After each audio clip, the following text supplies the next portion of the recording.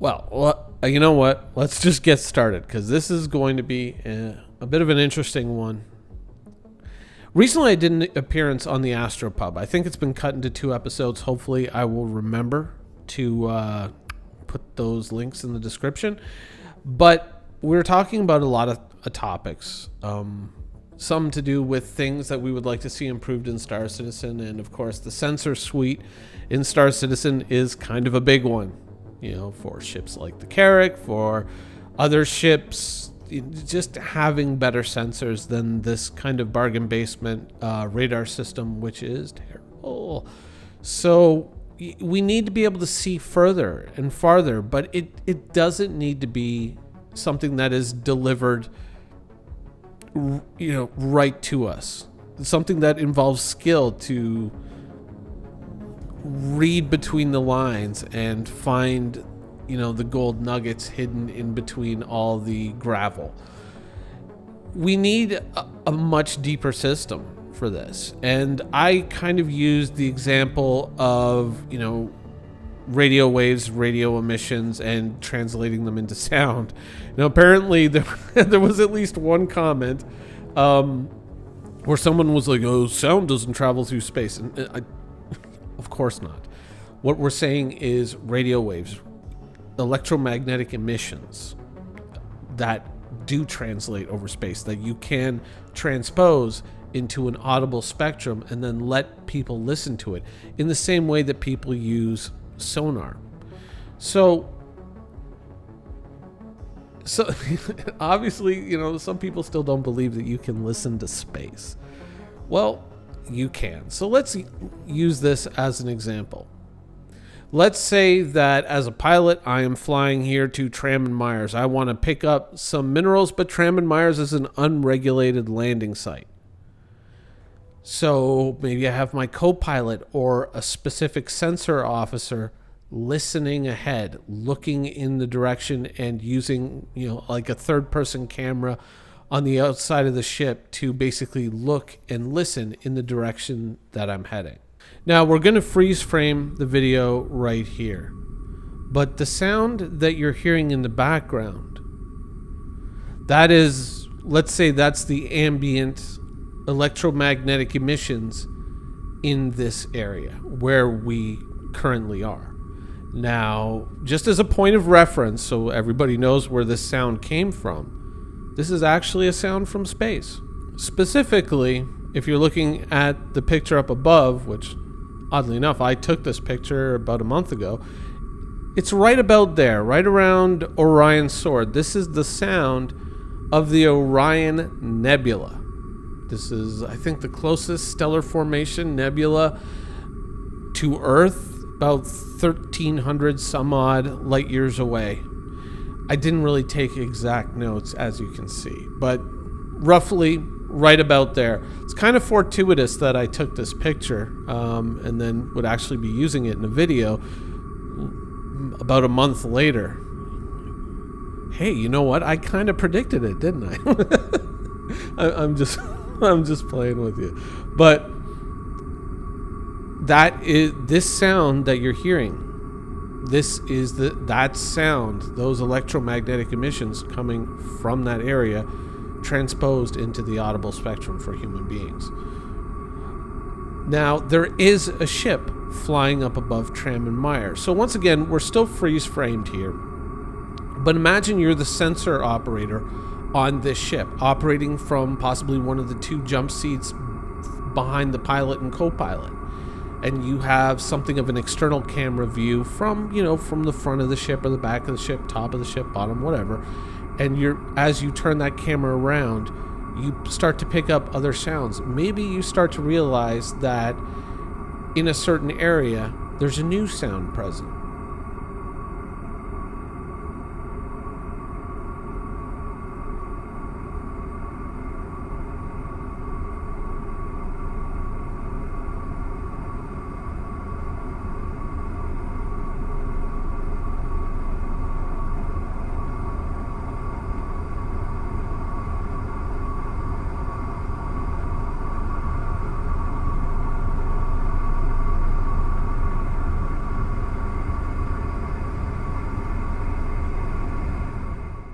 Now, of course, your pilot's got a lot to manage, but as you can see, things are clarifying as you're getting closer. Red blip, NPC pirate, possibly, in that direction. But you can warn your pilot ahead of time, maybe as much as 50 or 100 kilometers away. You might say, hey, there's something over here. Now, we could take the external view that we currently have, or the camera view that we currently have in the game, and we can create little splotches where these sound sources are, so the camera can kind of focus in and zoom in on them, say, oh no, there's something here. So we can make this work from further away. We're kind of limited by what Star Citizen lets us do to kind of represent this visually. But I think you're kind of getting the idea that I'm trying to put down here, right? That, oh, okay, there's actually a freelancer miss. Or we may just know in the beginning as a player, we just may know that there's a ship there. But the more that we play the game, the more that we may be able to distinguish just based on personal experience. Oh, I know what ship this is, or I know what type of ship this is.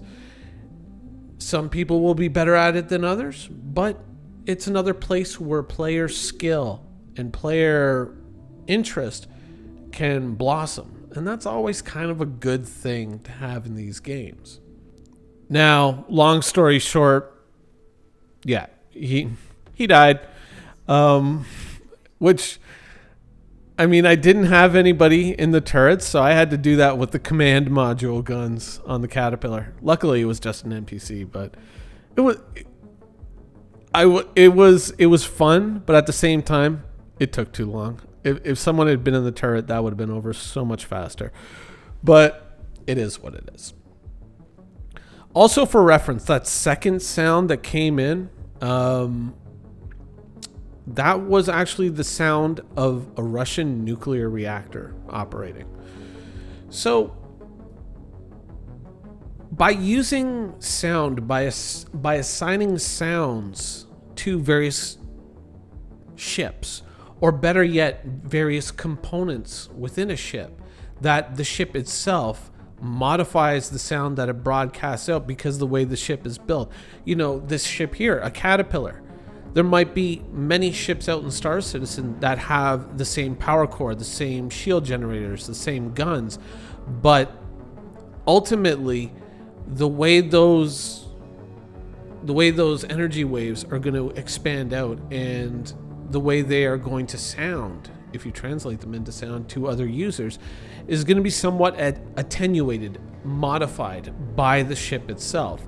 It could be as simple as the shielding of the hull being different on one ship than another, or its geometry being different than the other one. That changes the way it sounds to you as a receiver and as a listener.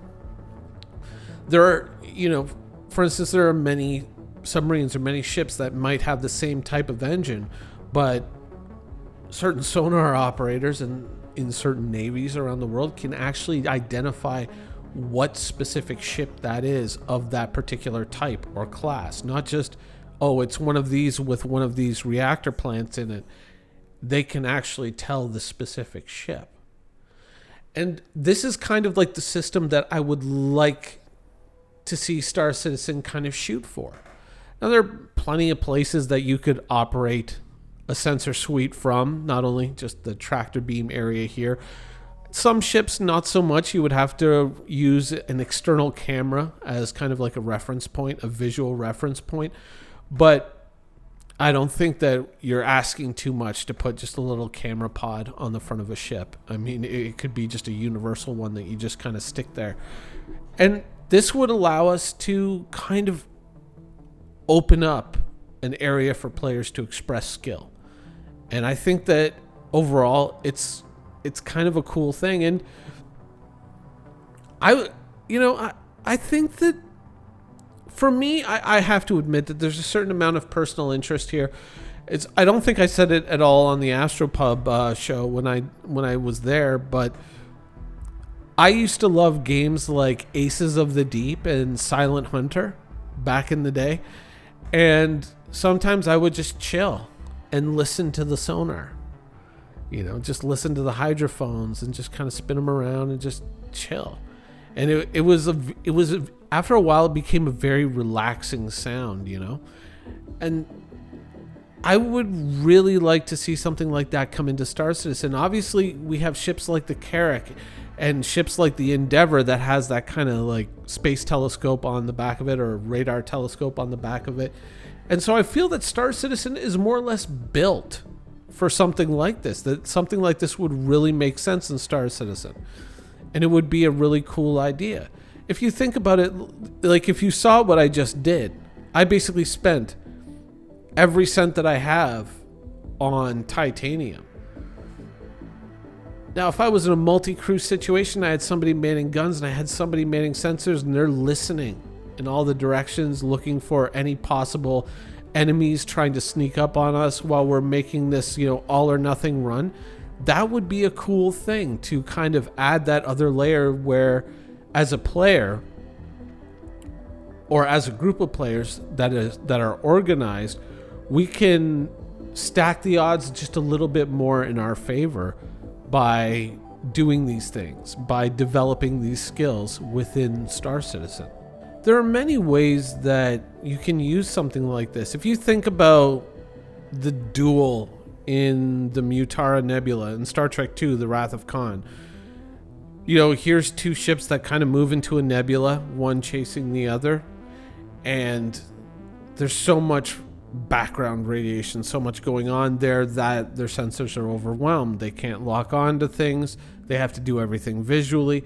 But what if you have a sensor operator on one of the ships that is good enough or keen enough that they can actually pick through that background noise and actually maybe just hear just a little bit of that ship in the background and tell you enough to say that, oh, they're above us or they're below and behind us or whatnot, allowing you to maneuver your ship into an advantageous position in this battle. There's a lot of interesting ways that you can play this out, and there are so many ships that are built around the idea of science and exploration and whatnot that would probably be perfect for this type of application. I think that it's something that it definitely needs to be looked into. It's something that I think would make Star Citizen a much better and, frankly, a much more realistic game. It'd be much more immersive as well. Because when you think about it, this is kind of how sensors are going to work going into the future. As we go off into space, you're going to be listening for these telltale signatures and signals from other ships out in space, whether you're hunting them or trying to rescue them or whatnot.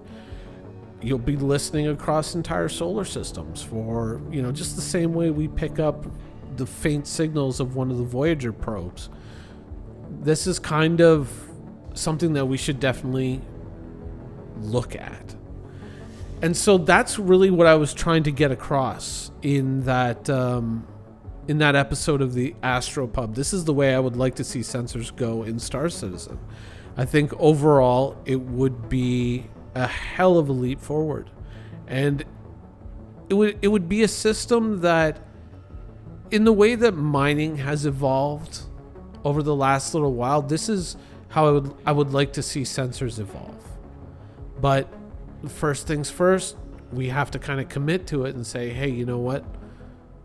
Let's put that tier 0 implementation in and then start to refine it. So this is kind of how I would like to see things go.